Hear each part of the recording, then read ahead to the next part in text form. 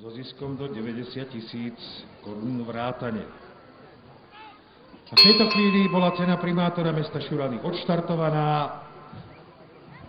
Tempo sa podujal udávať investor, ktorý sa i hneď trošku vzdialil dvojici súperov. Na druhom mieste je Vila Amálka, na treťom Fenícia. Prvý skok to bol Bullfinch na protiľahlej strane oválu. Investor s náskokom varí 10 dĺžok pred Feníciou, ktorá už sa ho vydala stíhať. Na treťom mieste Vila Amálka. O malú chvíľu vidíme kone poprvý raz prebehnúť popred tribúny a popred rozhodcovskú väžu. O tempo zatiaľ veľmi mierne sa stará investor, ktorý teraz zdoláva živý plot. Bez problémov aj Vila Amálka, tá sa dostala na druhú pozíciu, ale vlastne zarovno s ňou je aj Fenícia, ďalší živý plot. Úspešne pre investora, takisto v poriadku pre Vilu Amálku i Feníciu.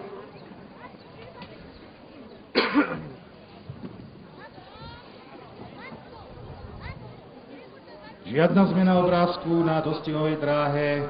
Investor ťahá svoje tempo, za ním Vila Amálka so značným odstupom a Fenícia.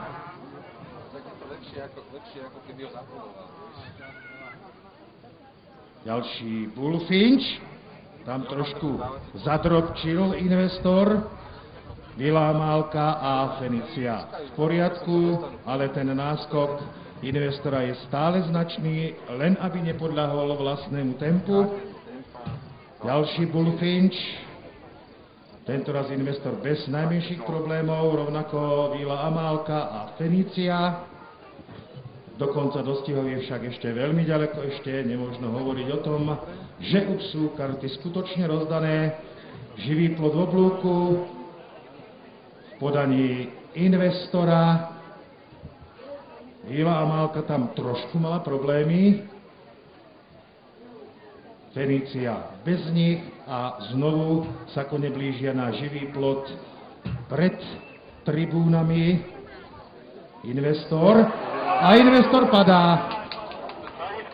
Investor padá, stráca jazdca, takže budeme svedkami už len súboja dvojice koní. Vpredu teraz Vila Amálka, za ňou Fenícia a vidíte, skočil aj investor, aj keď bez jazdca. Vila Amálka a Fenícia. Dúfajme, že investor nebude prekážať dvom súťažiacim v týchto dostihoch. Vila Amálka a Fenícia. Tomáš Lisý je v poriadku, už stal na nohy, ide sám smerom k cieľu. Vila Amálka na ďalšom Bullfinchi. Takisto Fenícia, tam trošku mala problém.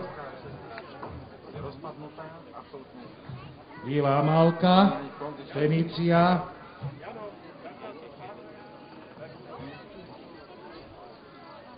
A ďalší Bullfinch.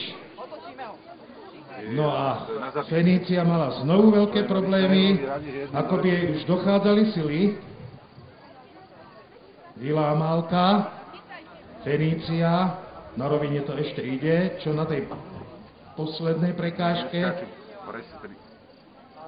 Tak, Fenícia ju zdolala a teraz sa bude rozhodovať. Už čaká dvojicu koní len výbehová prútenka a bude to šprinterský súboj na rovine.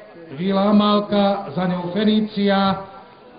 Martin Cagáň popoháňa Feníciu bičom. Vila Amálka skočila v poriadku poslednú výbehovú prekážku. Rovnako Fenícia. Teraz bude len záležať na tom, kto má viac síl a lepší záver. A bude to Vila Amálka. Vila Amálka.